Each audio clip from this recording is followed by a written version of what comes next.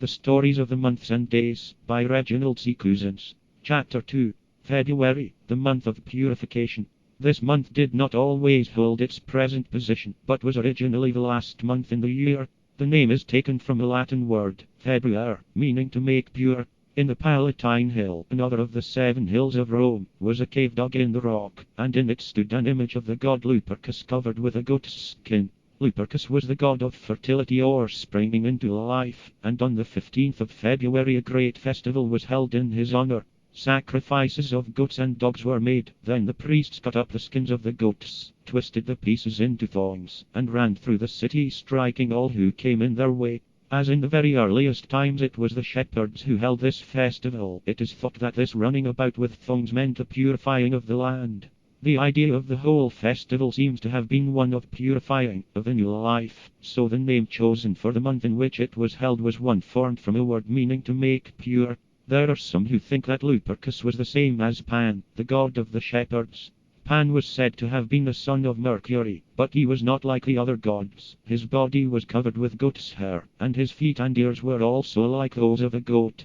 He was very fond of music and dancing, and spent most of his time in the forests playing with the wood nymphs, beautiful girls who lived among the trees. One day he saw a wood nymph, named Syrinx, with whom he fell in love, but she was frightened and ran away from him, and when Pan pursued her she prayed to the gods for help. She was at once changed into a clump of reeds, and Pan, in his disappointment, broke off 7 pieces of the reed, bound them together, and so made an instrument of music, which was called the syrinx after the beautiful wood nymph. The invention of the syrinx by Pan has been wonderfully described by Elizabeth Barrett Browning in a poem which begins, "What was he doing, the great god Pan, down in the reeds by the river? Spreading ruin and scattering ban, splashing and paddling with hoofs of the goat and breaking the golden lilies afloat with the dragonfly on the river." This story of Pan and Syrinx reminds us that the Greeks and the Romans imagined the mountains, the valleys, the woods, and the rivers to be peopled with lesser gods and goddesses, whose task of caring for the trees, the flowers, and the grass was appointed them by Jupiter. The woodland gods were known as satyrs, and like their leader, Pan, were half man and half goat. Another famous satyr was Silenus, who was put in charge of Bacchus, one of Jupiter's sons, and the god of wine. Silenus taught Bacchus, and accompanied him on his travels on the earth. The god of wine rode in a chariot drawn by wild beasts, Silenus following him on an ass, and with them a merry company of nymphs and satyrs crowned with ivy leaves, who danced and sang and made music in praise of Bacchus. And as I sat over the light blue hills there came a noise of revelers, the rills into the wide stream came of purple hue, 'twas Bacchus and his crew. The earnest trumpet spake, and silver frills from kissing cymbals made a merry din, 'twas Bacchus and his kin. Within his car, aloft, young Bacchus stood rifling his ivy dart, in dancing mood, with side-along laughing, Keats, Endymion. Many stories are told of the wood nymphs, as the goddesses of the woods were called. One of the most famous is that of the nymph Echo, who fell deeply in love with the beautiful Narcissus, whom she met hunting in the forest. Narcissus, however, took but little notice of her, and Echo's love soon turned to hatred and anger. She prayed to Venus, the goddess of love, that Narcissus might be punished for his hard-heartedness, and then sorrowfully hiding herself among the mountains, pined away until only her voice remained, and in lonely places the voice of Echo still answers those who call. Meanwhile Venus sought an opportunity for punishing Narcissus by making him suffer in the same way as Echo had done.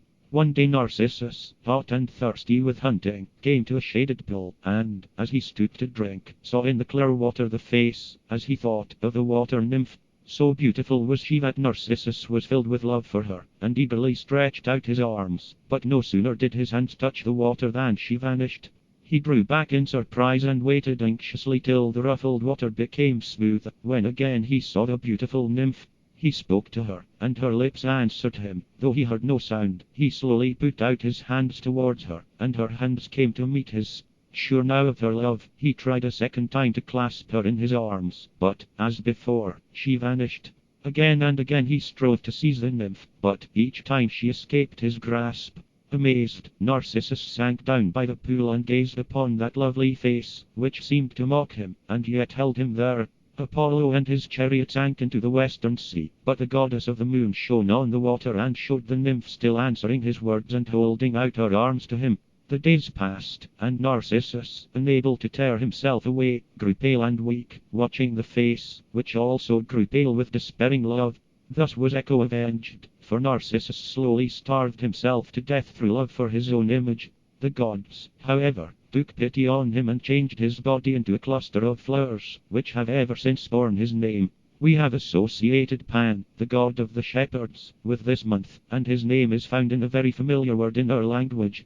He took a great delight in frightening travelers by creeping up behind them in the dark, and the fear with which he filled them was called panic. It is interesting to note that just as the Romans held a ceremony of purification during the month of February, so the Christian Church holds the feast of the purification of the Virgin Mary on the second day of the month. The feast is called by Roman Catholics Candlemas, because it is the custom to have a procession in which candles are carried, and it is on this occasion that the candles to be used in the church during the year are consecrated.